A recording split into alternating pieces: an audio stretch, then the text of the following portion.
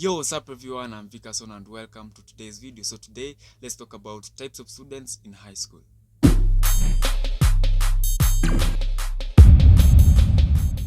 So in high school, that's where you get to learn who you really are, because it is a period where you transform from your early teens to an age which you will start to experience things you haven't experienced before.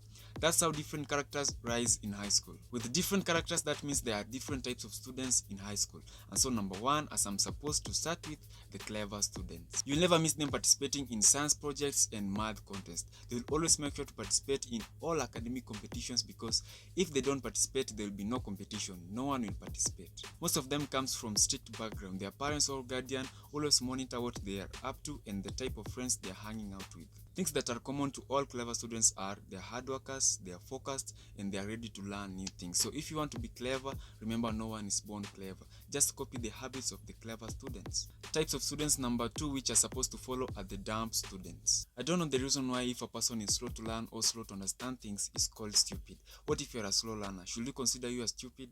So some of us never wish to be dumb. The situation surrounding our environment is what forces and shapes one to be dumb. So dumb students never get what teachers are teaching. They don't do well in group work. They are lazy. They love things that keep them in their comfort zone. And if they are forced to work with those hardworking students, it's either they change them or vice versa. Number 3, bookworm students. They usually don't have any other business in school other than staring at their books. You can't know if they are reading until you saw a page has not been flipped to the next one for almost an hour. For those who seriously read, you'll notice them as they always walk with a book on their hand, and most of them performs averagely in class. They are always ahead of the teacher as they learn what is going to be taught in the next lesson, so that it can prepare them with the questions that are likely to be asked. They are not good in co-curricular activities as they always know what they want. Number 4, cheeky students. These students are always rude to the visitors, their fellow students, and to the teaching practice staff. Sometimes they are cheeky in an amusing way, which makes everyone to laugh and enjoy the moment. But sometimes they are cheeky in an annoying way, which makes everyone to be angry. They always have a team of their fellow students who follow them and try to be like them. They participate in co-curricular activities and their academic performance is average. They are always on the eyes of the teachers as they are almost known by the entire school. Number 5, the short-term motivated students. These students always make their deskmate look confused. All of a sudden they are serious and they say how they are going to start working hard. They make new timetables and they force their deskmate to do so because they want to achieve this thing together. But in less than, let's say, 2 weeks, they are nowhere to be seen. The timetable was misplaced. From being serious, they have turned to be jokers. The motivation they had, it seems like it had expired. So they get back to their normal habits and that becomes their life.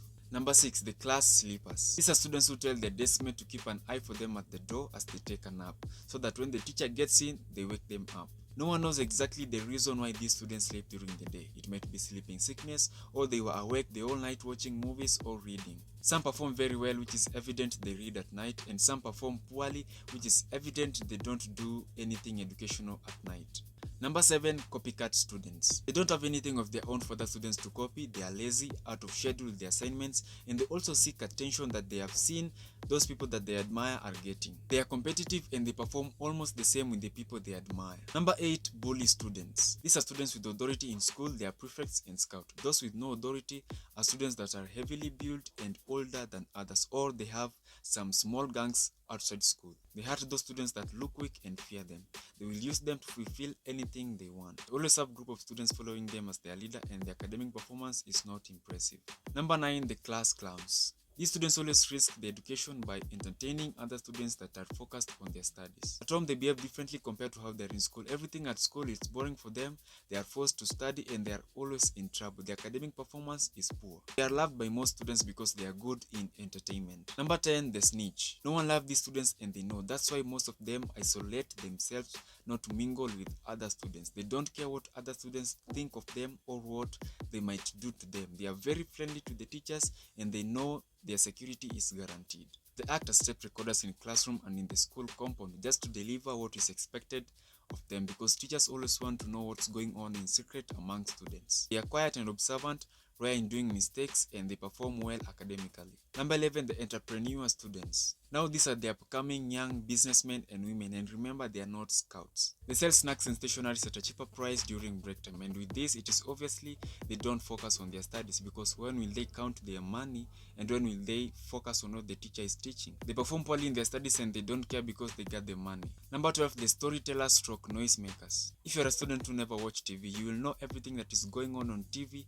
when this student is your desk mate. They never concentrate on things that do not lead to argument because they like arguing. You never miss them on the noisemakers list, and they perform averagely in class. And finally, number 13, the artists. These are students who think they have talent and one day they'll become superstars. They may be actors, singers, comedians, and etc. They will never miss to perform during talent day, which will make them think that they are already celebrities. For the boys, all the beautiful girls in the school are theirs, and for the girls, all the cool boys in the school are theirs. Some of these students perform very well and others averagely because they are always on the eyes of the teacher, which means they must study.